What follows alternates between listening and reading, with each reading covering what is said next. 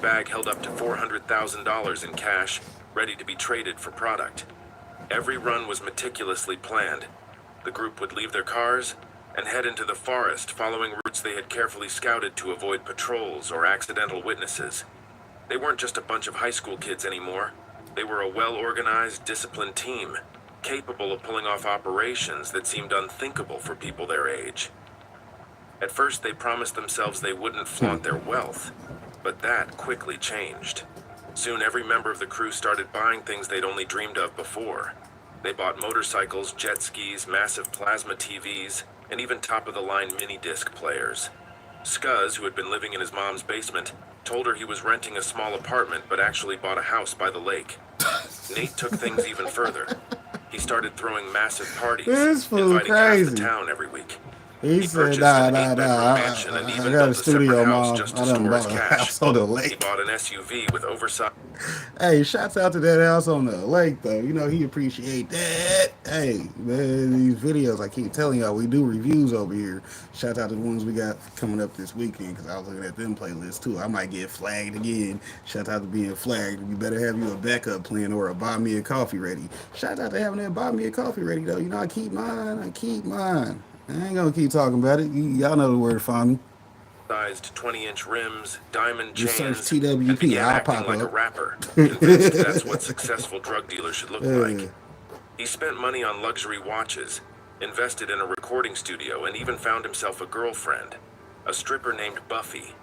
When Nate's mom asked him where all the money was coming from, he told her it was from his snow plowing business. Yeah. To make the lie believable, he bought her a house in the upscale lakeside area.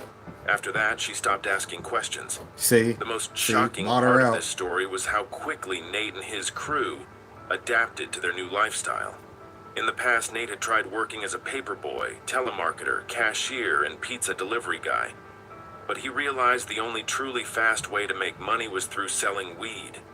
A year later, their crew had grown to 32 people, and they were moving over 1,000 pounds of marijuana across the country. Nate's simple operation had become a well-oiled machine. But despite their success, problems started to arise.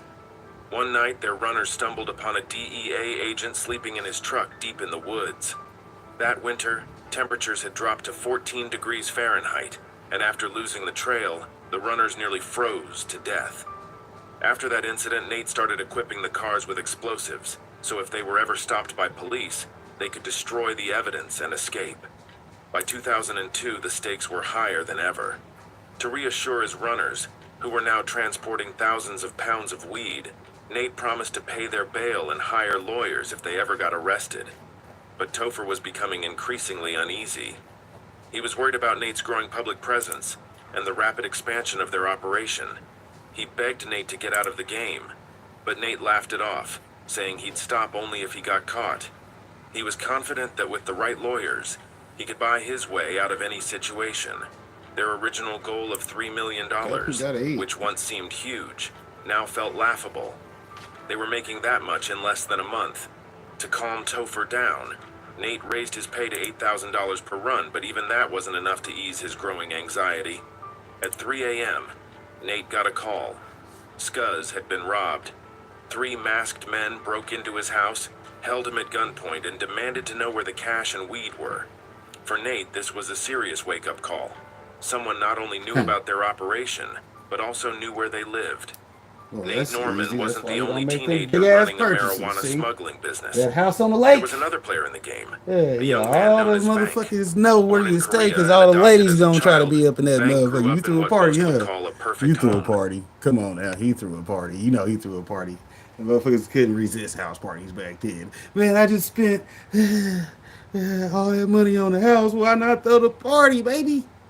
Because now motherfuckers know where you stay, and then they gonna figure out your business, because they just gonna watch you. What's he doing? He leaving and robbing here. Where is that? Well, that's following. I got gas. I'm trying to rob him. Hell, you can't get paid unless you put in the work.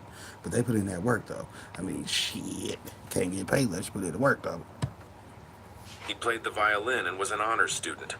But when he turned 17, something changed. He went from being the perfect kid to a full-blown gangster, popping OxyContin and snorting lines all day. He drove a Cadillac Eldorado